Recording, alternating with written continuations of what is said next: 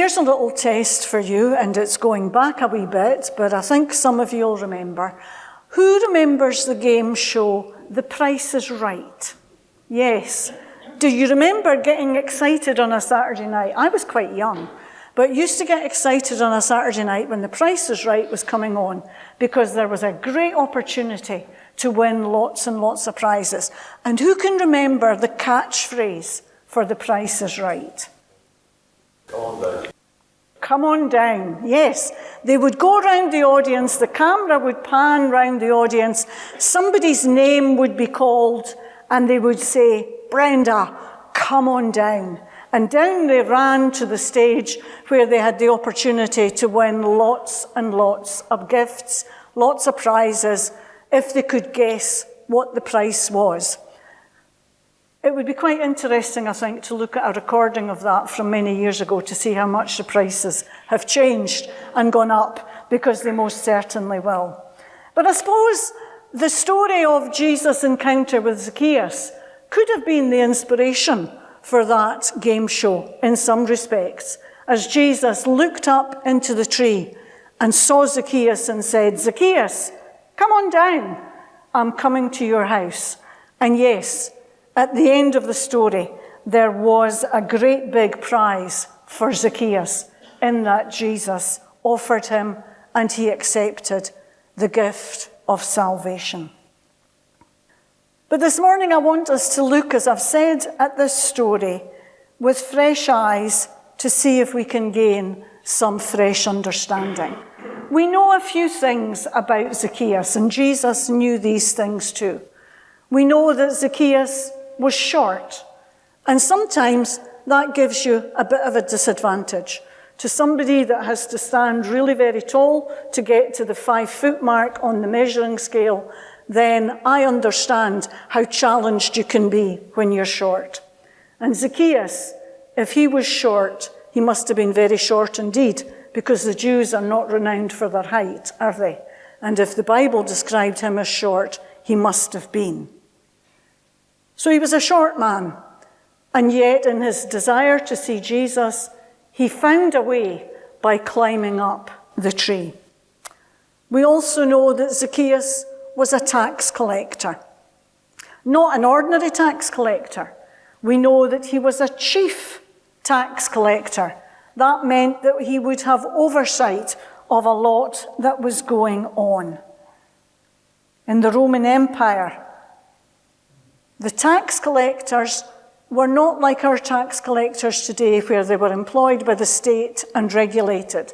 The tax collectors were drawn from local people and were actually the equivalent of self-employed businessmen. And the Romans, as long as they got what they expected in taxes, didn't mind how much the tax collector earned for himself. They could levy any charge they liked in order to make themselves rich. And Zacchaeus would have had great opportunity with his knowledge and with his insight to know who could be taxed at what rate. The Bible also tells us that Zacchaeus was very wealthy, and probably that was an understatement. He would have had great opportunity to gain wealth through his employment without having to face any consequences from his employers. And we know, or we can infer, that Zacchaeus was not very popular. I can imagine the scene, and I would like you to try and imagine it too.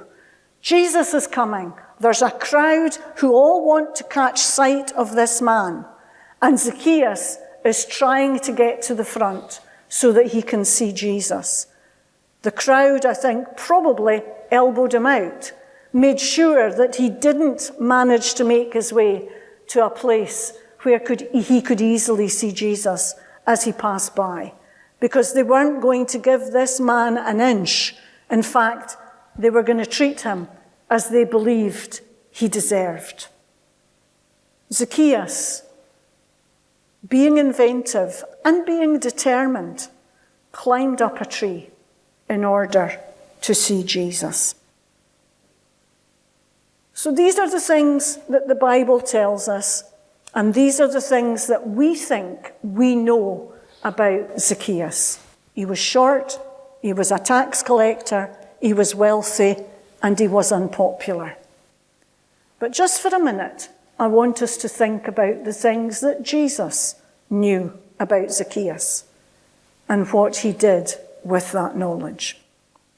The first thing I want us to consider is that Jesus knew Zacchaeus' name.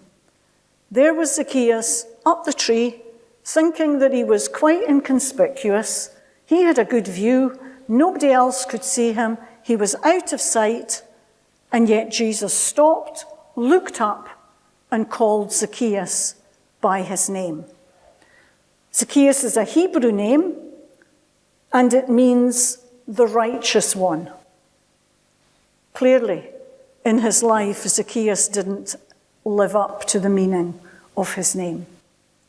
But it's significant that Jesus knew and called him by name. Have you ever been in the situation where you've been in conversation with somebody and they've got your name wrong? How does that make you feel? I had a boss once who was very enthusiastic, it would appear, about me, and always used to say to somebody, "I'm Barbara's boss." And I used to think, who's Barbara? My name's Brenda, you know. He got my name wrong, and that used to really annoy me. Does it annoy you if people get your name wrong? Because your name is your identity. Your name sets you apart. Our names are important to us. And those of you who are parents or even grandparents, you might remember how much time you spent choosing the name that you would give to your child, or trying to influence the name that would be given to your grandchild, because names are significant and are important. The other situation I found myself in regarding names is that sometimes I've been deep in conversation with somebody, trying hard to avoid the sentence that forces me to say their name, because I have absolutely no idea what it is. And it's really awkward. If you've been in that situation, you'll know what that's like. You know this person, you know so much about them, and yet you can't remember their name. Names are important. Don't know if this affected anybody, but the 31st of January was the day that you had to have your tax returns submitted to the government.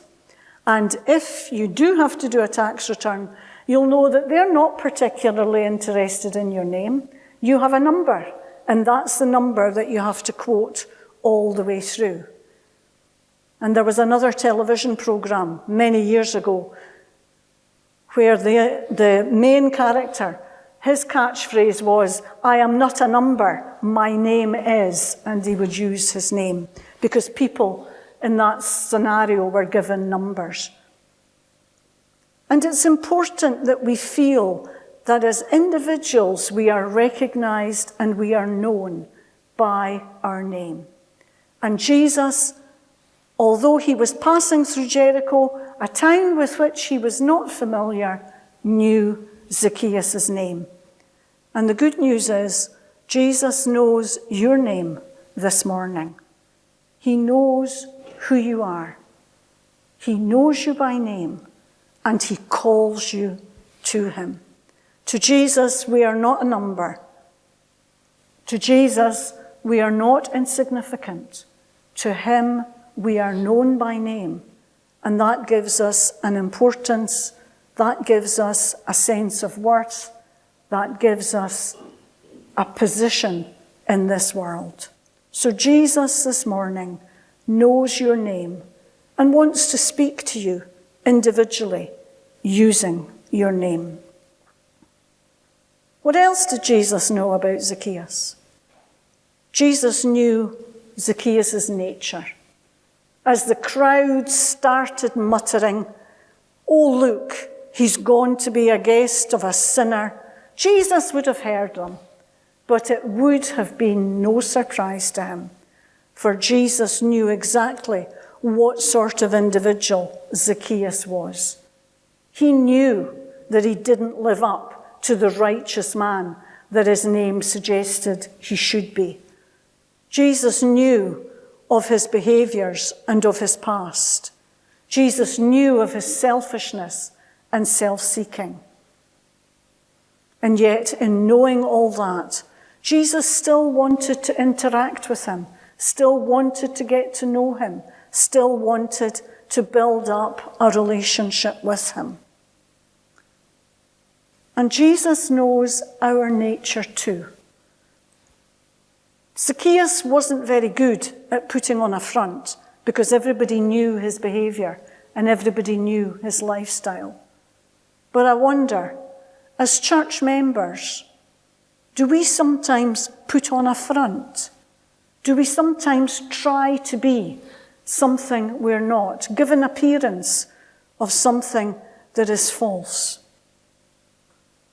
Are there parts of us that we would not let anybody see? Parts of our nature, parts of our lives that we would keep hidden from our friends and, as far as possible, from our families? There's a saying, isn't there? A friend is someone who knows all about you and loves you just the same. I wonder, is there anybody on this earth who really does know all about us? I know that there's probably not very many people, if any, who know all about me. There's parts of myself and my nature that I would want to keep hidden, that I wouldn't want too many people to be aware of. And yet, as I stand before you this morning, I can say with confidence that Jesus knows about these things and that he still has called me to follow him. He still has called me to be his servant. He still wants to have a relationship with me, just as he did with Zacchaeus. And this morning I share with you the knowledge that Jesus knows your nature and still wants to have that relationship with you. And that goes wider than these church walls. Jesus knows the nature of the people in our community. He knows their names and he knows their nature. Those who just very infrequently make contact with the church. The young people who come along. The older folks who just in the margins make contact with us. Jesus knows about their nature and he knows what they need. And so he asks us to be mindful that just as he knows us and loves us, so he loves them. He loves those who are outside these church walls, those who are struggling with addiction, those who are struggling through life, those who have severe illnesses to deal with, those who are anxious about the future. Jesus knows their nature, and he wants us, as his representatives, to share something of his love with them. And then the third thing Jesus knew about Zacchaeus was Jesus knew what Zacchaeus needed. I'm not sure even Zacchaeus knew what he needed, but Jesus did. Jesus knew that Zacchaeus needed salvation. He needed to repent and to turn his life around. And in that encounter with Jesus, whatever happened in Zacchaeus' house, Zacchaeus found salvation, for he turned his life around and he made a new start. Jesus knew what he needed. And Zacchaeus said, "Lord, here today I will give half my possessions to the poor, and I will repay 4 times anybody that I've cheated." He not only said that he would stop the way that he was living, but he made restitution to those that he had cheated. Jesus knew that he needed to be saved, that he needed to change his life. And isn't that the message that the church needs to proclaim in this world in which we live in 2024? The world needs Jesus. The leaders of this world need Jesus. And as Christian people, we should be able to point people to God in order that their needs might be met. In the last verses of our reading, Jesus says, "Truly, salvation has come to this house, for the Son of Man came to save and to seek those that were lost." And we live in a lost and a fallen world. And Jesus is still seeking these people in order that he can meet their need. And one of the ways Jesus does that is through us. We need to reach out and recognize the needs that are around us and find a way in which we can meet them. Through our witness, through our testimony, through the kind word that we share, through the time that we spend, where every action becomes a blessing that will draw men and women closer to God and to recognize their need.